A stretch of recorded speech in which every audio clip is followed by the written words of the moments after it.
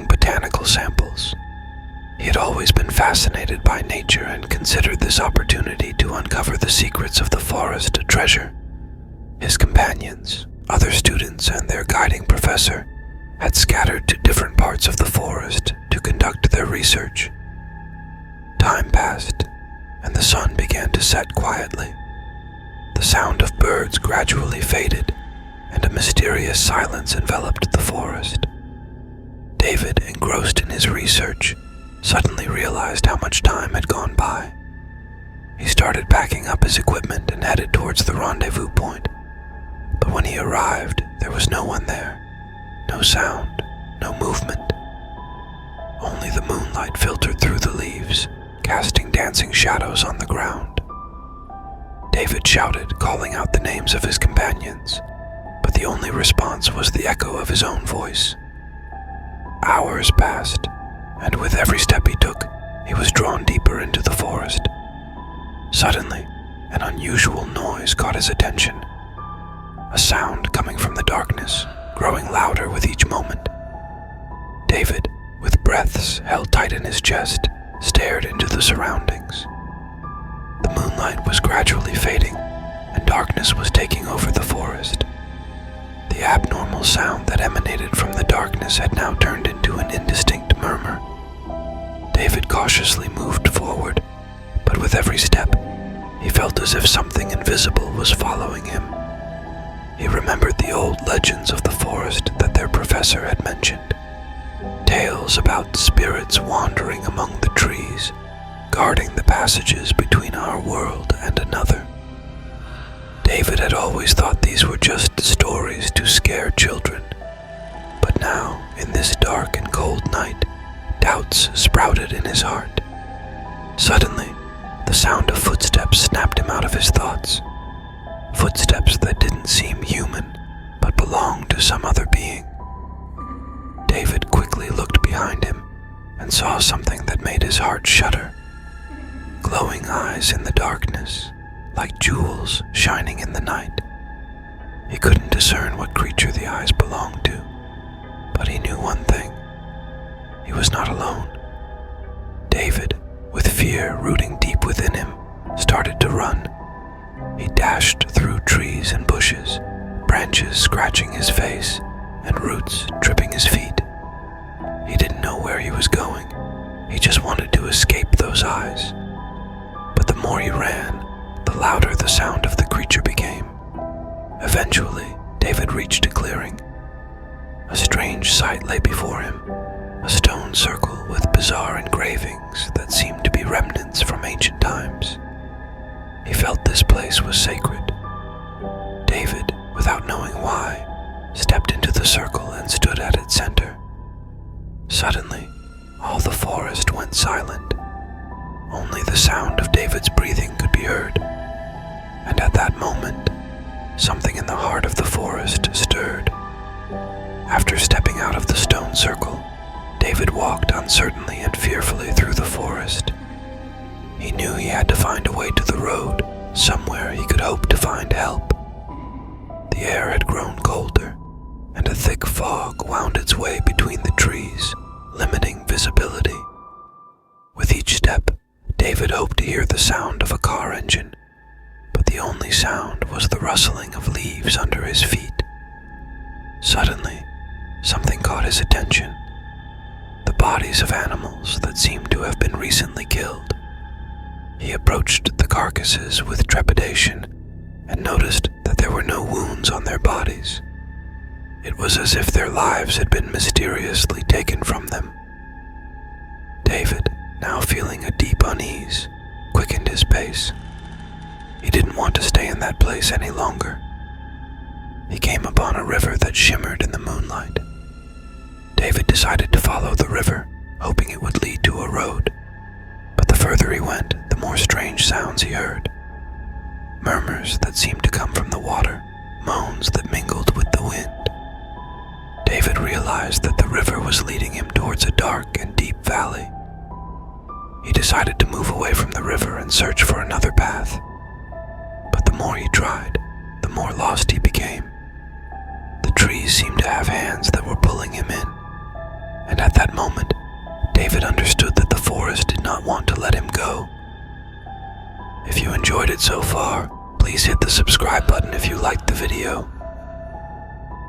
David, now completely lost from his path, was searching for a way to escape among the trees that seemed to have hands pulling him towards them. Suddenly, amidst the shadows sliding across the ground, he saw something luminous. White, lifeless eyes that shone in the darkness, staring at him. David, with his heart pounding in his chest, realized that a creature with a terrifying and unknown visage stood before him. The creature, tall and slender, had pale, wrinkled skin. Its mouth, a thin line, suddenly opened, and a harsh, discordant sound came out. David, now feeling fear in every fiber of his being, stepped back. The creature, with slow and calculated movements, drew closer to him. David, unable to flee, searched for a weapon to defend himself. He picked up a dried branch from the ground and held it firmly. The creature, now just a few steps away, suddenly stopped and raised its head towards the sky.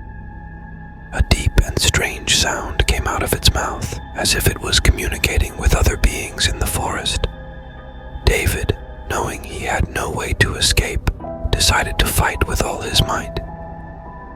He raised the branch and threw it with all his force towards the creature.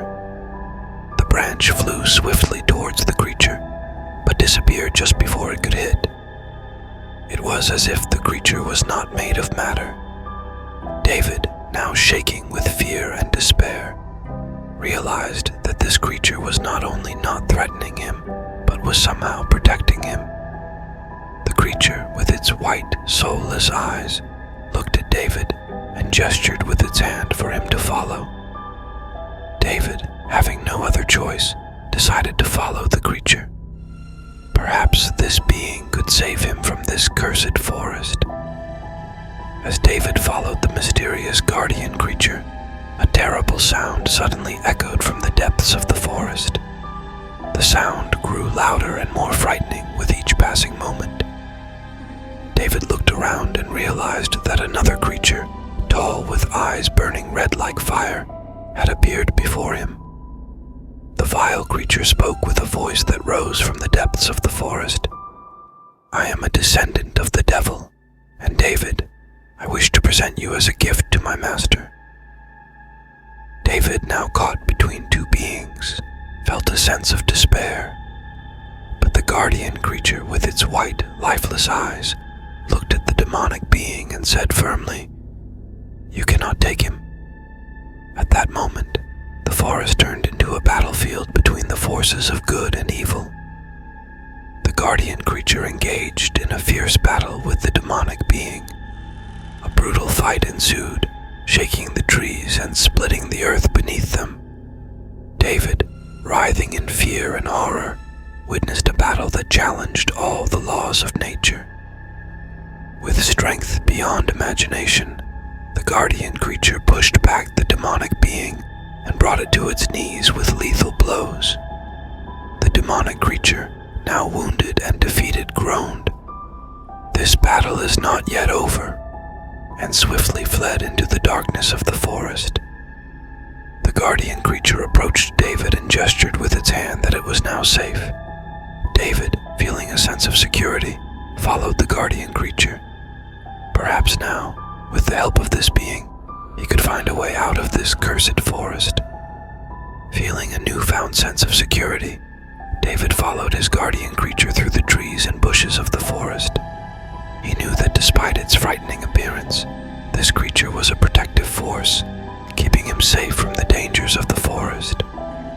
The sky was getting brighter, and the first rays of the sun were piercing through the branches.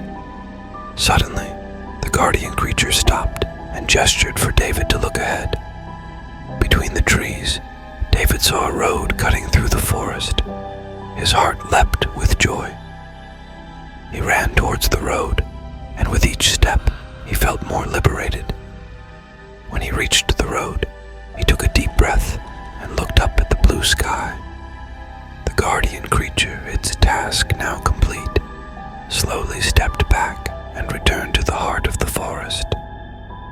David, now alone, headed towards the city.